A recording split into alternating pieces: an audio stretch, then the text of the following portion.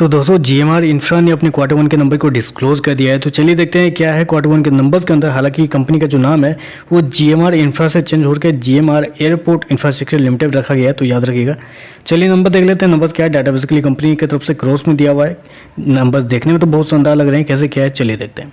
पिछले क्वार्टर की बात करें तो पिछले क्वार्टर में 1890 करोड़ के आसपास का कंपनी ने रेवेन्यू जनरेट किया था ऑपरेशन के थ्रू। पिछले साल मात्र 1440 करोड़ के आसपास, अभी देखें तो बढ़ के 2017 करोड़ के आसपास पहुंच चुका है। तो साल दर साल देखें तो साल दर साल कंपनी के रेवेन्यू के अंदर एक बड़ी तेजी आपको देखने को मिली, 45% के आसपास की तेजी है। वहीं अगर क्वार्टर जाते हैं तो क्वार्टर भी कंपनी के रेवेन्यू के अंदर एक अच्छी खासी तेजी आपको देखने को मिली, अप्रोक्सीमेटली 6% के आसपास का जंप है।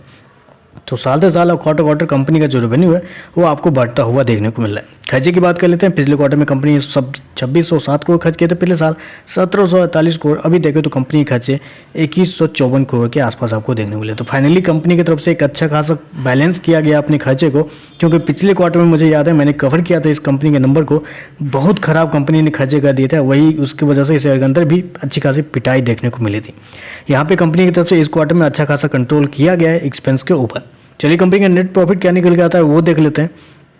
पिछले क्वार्टर की बात करें तो पिछले क्वार्टर में कंपनी 636 करोड़ के लॉस में थी। पिछले साल करें तो पिछले साल 112 करोड़ का लॉस, जबकि अभी देखें तो फाइनली कंपनी मुनाफे में आ चुकी है। इस क्वार्टर में 17 करोड़ का मुनाफा फाइनली कंपनी को देखने को मिल रहा है इस क्वार्टर में, जहां पिछले साल कंपनी को 112 करोड़ का लॉस लगा हुआ था, जबकि पिछले क्वार्टर में भी 636 करोड़ का लॉस लगा था।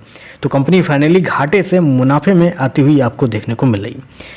ईपीएस की बात कर लेते हैं। पिछले क्वार्टर में क्या था ईपीएस, अभी क्या है। तो पिछले क्वार्टर में 73 पैसे का माइनस का ईपीएस था, अभी पिछले साल 23 पैसे का माइनस में, अभी देखें तो माइनस का 0.05 है। तो अभी आपका क्वेश्चन आएगा कि अभी कैसे माइनस का है, जब कंपनी प्रॉफिट में आ चुकी है तो माइनस में कैसे ईपीएस जा सकता है। तो माइनस में ईपीएस इसलिए क्या है क्योंकि अभी भी देखें तो कंपनी का जो ऑपरेटिंग प्रॉफिट है वो माइनस में। क्या है ऑपरेटिंग प्रॉफिट, पिछले क्वार्टर में 611 करोड़ का कंपनी को लॉस हुआ था, पिछले साल 112 करोड़ का लॉस हुआ था। अभी देखें तो कंपनी का लॉस मात्र 11 करोड़ के आसपास है। तो कंपनी का जो लॉस है वो इस क्वार्टर में बहुत कम हो चुका है, और कंपनी को शेयर इन्वेस्टमेंट की वजह से कंपनी को 47 करोड़ का फायदा हुआ है।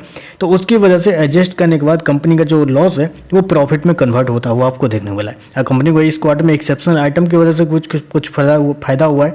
तो इन सारी वजहों से देखें तो कंपनी का जो प्रॉफिट है वो इस क्वार्टर में आपको देखने को मिला है। ओवरऑल भी देखें, हालांकि आप उस सबको हटा भी देते हैं, चलिए हटा देते हैं, एक्सेप्शनल आइटम हटा देते हैं, इन्वेस्टमेंट हटा देते हैं, सारा कुछ हटा देते हैं, फिर भी कंपनी 112 करोड़ के मुकाबले मात्र 11 करोड़ के लॉस में है।